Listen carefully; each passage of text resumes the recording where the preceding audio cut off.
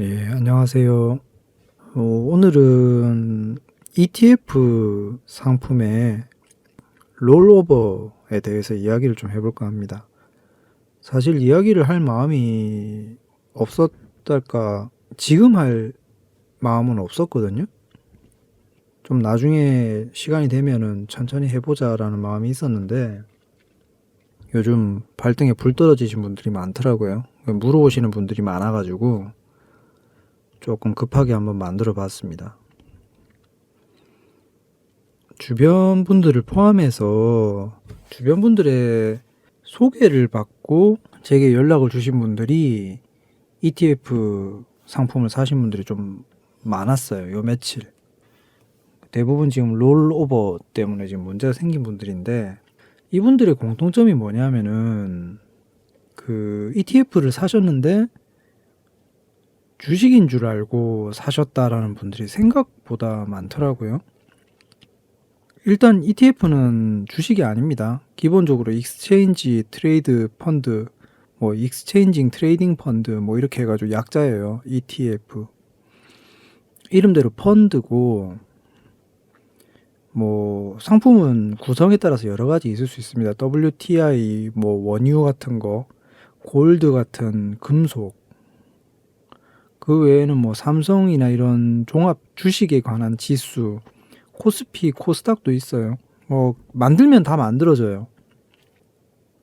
그리고 이제 요게 주식이 아니라고 이야기를 드렸는데, 굳이 이야기를 하면 파생 상품에 들어가요. 이게 아마 장외 상품이었던 걸로 기억하는데, 원자재 같은 경우에는 장외예요.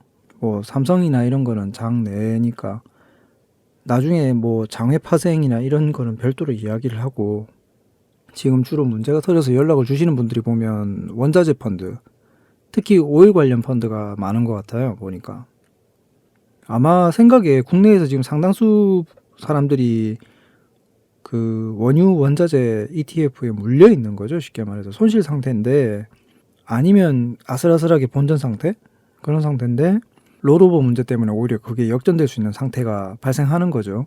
애초에 이게 선물 상품에서 나온 파생 상품인데 이거를 제대로 알려주지도 않았다는 게 제일 더 큰 문제 아닌가라고 저는 생각을 일단 해요. 처음에 거래하려고 보면 이게 파생 상품이라고 해서 뭐 경고문이랑 동의서를 받기는 받습니다. 비대면 구자로 개설한 HTS라도 그런 메뉴가 나오기는 나와요. 제대로 안 읽은 사람이 일단 잘못이죠. 그쯤 되면 그런데 좀 문제도 있는 게, 경고를 좀 강하게 해야 되지 않나 생각을 많이 해요. 특히 이 베이스가 되는 해외 선물, 파생 선물 계열이 필수 이수 시간이 있을 정도로 원래 상품에 교육 시간이 필요한 상품인데, 그런 걸 완전 무시하고 굉장히 단 시간에 거래를 할 수 있게 만들어주거든요. 이게 정상인가라는 생각을 좀 개인적으로 합니다. 일단 ETF하고 주식의 제일 큰 차이를 우선 얘기를 하면, 주식은 뭐 상장 폐지? 그렇게 돼서 휴지가 돼서 없어지는 게 아닌 이상에는 가지고 있으면 가치가 마이너스로 빠지질 않거든요. 그런데 ETF 같은 경우에는 하려고 하면이에요. 급작스러운 뭔가 이슈가 발생하면 마이너스까지도 발생을 합니다. 이론적으로는 그래요. 보통 그 전에 증권사에서 상품을 없애버리거나 강제로 해약을 시켜버리거나 해서 이제 방어를 해주기는 해요. 이론적으로는 0에서 끝나는 게 아니고 마이너스로 계속 내려갈 수 있는 리스크가 있다는 거죠. 그러면 주식하고 비교했을 때 어느 쪽이 더 위험해 보여요? 당연히 이쪽이죠. ETF. 그리고 또 뭐가 있냐면, 원자재 같은 경우에 지금 그런데 원자재 선물의 ETF이기 때문에 선물에 대한 이해도가 사실 필요해요. 선물의 월물 마감, 실물 인수도 같은, 뭐 그 다음에 정상가, 이런 개념을 이해를 해야 되는데, 개인이 주식만 하시는 분들이 선물 개념을 이해하시려면 책만 보는, 물론 책을 봐갖고 어느 정도 이해를 할 수는 있어요. 근데 책만 봐가지고는 조금 힘들 수 있다는 거죠.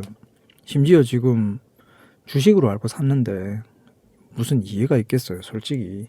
개인적으로는 그런 이유 때문에 굉장히 국내 ETF에 대해 갖고 부정적으로 보거든요. 증권사에서 실적 내기 위해서 만들어 놓은 상품이라고 일단은 봐요, 저는. 이 이야기하면 굉장히 시간이 길어지니까 오늘은 그 부분은 나중에 이야기할 기회가 되면 하거나 누가 질문을 하면 하고, 요점만 이야기하면 ETF에 대한 이해도가 없으면 어지간한 사람은 어떤 형태로든지 간에 결국에는 손해보고 당하게 됩니다.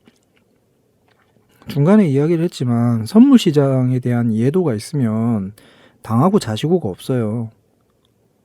충분히 문제가 없어진다고요. 하지만 그럴 것 같으면 ETF 안 하고 있을 거예요. 그런 사람들은 이해도가 있으면은 ETF를 할 이유가 없어져요. 선물하고 있지. 선물을 못 하니까 ETF를 하는 경우는 있습니다. 이것도 뭐 기회가 되면 나중에 선물 시장에 대해서 이야기를 할 적에 이야기하도록 하고요. 요점은 지금 원금 회복을 위해서 가지고 계시는 분들은 지금 아마 며칠째 이미 시작하고 있을걸요. 롤오버를 계속 하고 있어요.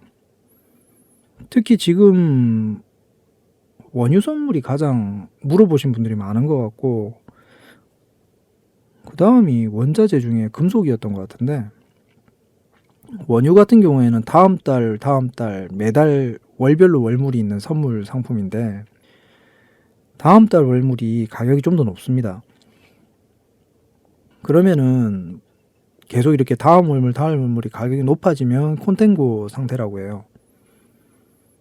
뉴스에서도 뭐 롤오버랑 같이 콘텐고 이야기는 나오는데 콘텐고가 뭔지 정확히 이야기를 안 해주거든요.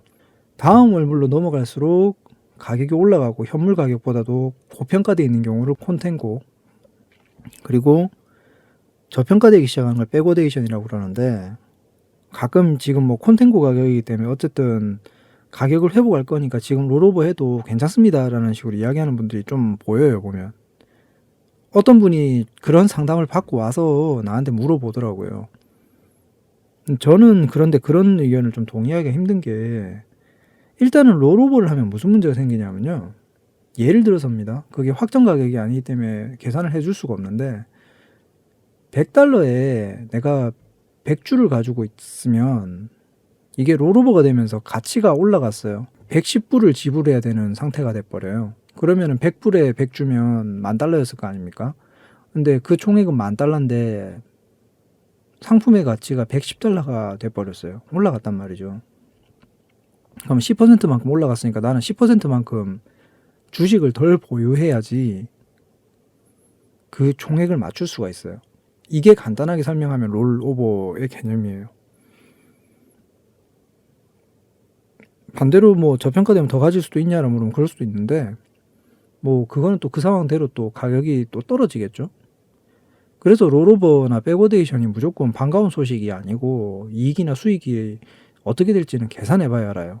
금방은 예를 들어서 그렇게 얘기를 한 거지, 실제로 월물이 넘어갔을 때 확정 가격이 얼마인지는 월물 마감이 지나봐야 알거든요. 그리고 증권사별로 롤오버를 하는 시간이 조금씩 다릅니다. 상품별로도 다르고. 같은 상품인데 왜 달라라고 물으면 그 몇 가지 순서가 있어요. 호가처럼 계약 순서도 있을 수 있고, 해외의 브로커들과 계약이 각각 다 증권사별로 다를 수 있어요. 그러다 보니까 항상 동시에 일어난다라고는 장담 못하는 거죠. 상품마다 다를 수 있다는 거예요.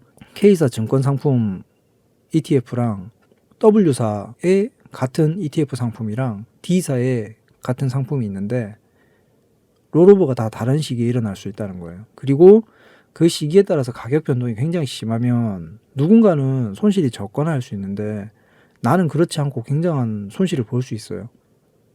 이게 좀 웃기죠. 결론은 내가 원하는 시기에 롤오버를 할 수 있는 게 아니라는 거죠.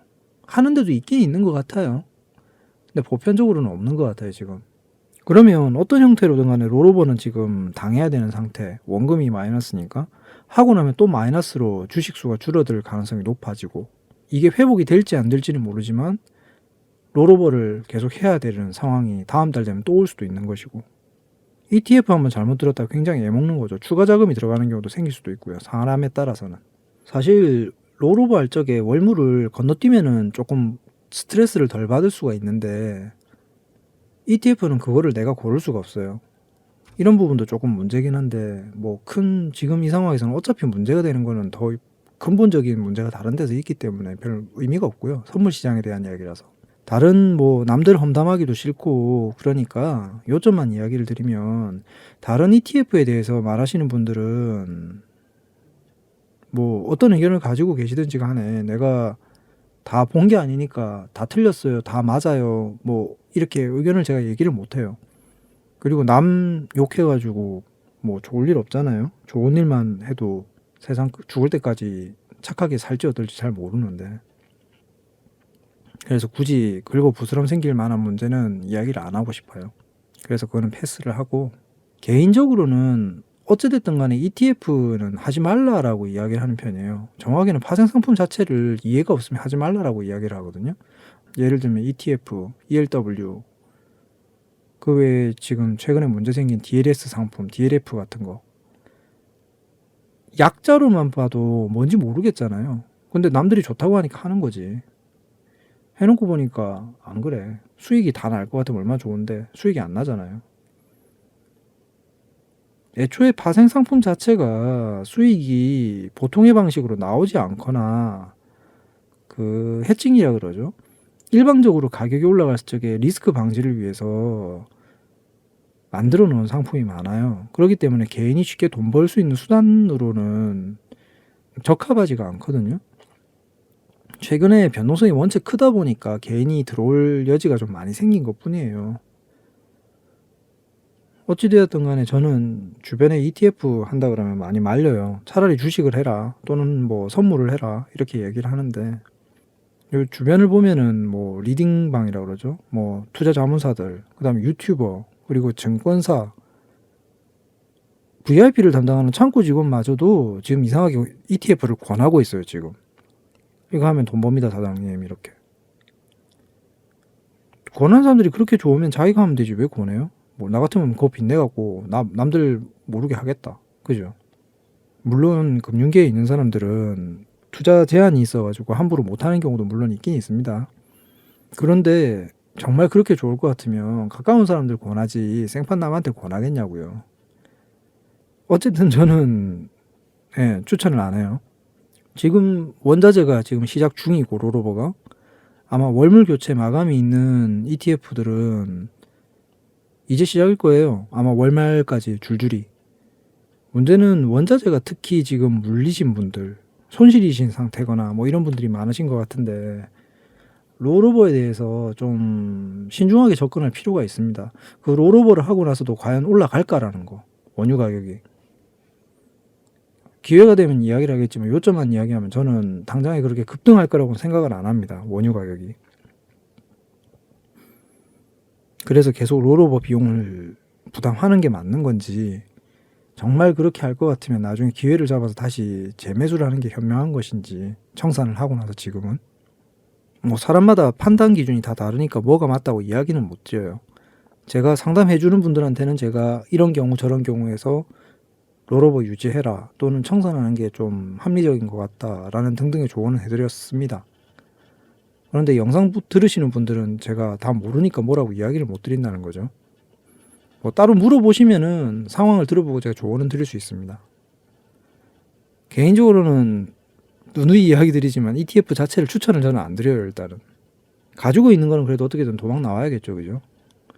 현명하게 판단하셔갖고 투자 결과 얻으셨으면 좋겠습니다.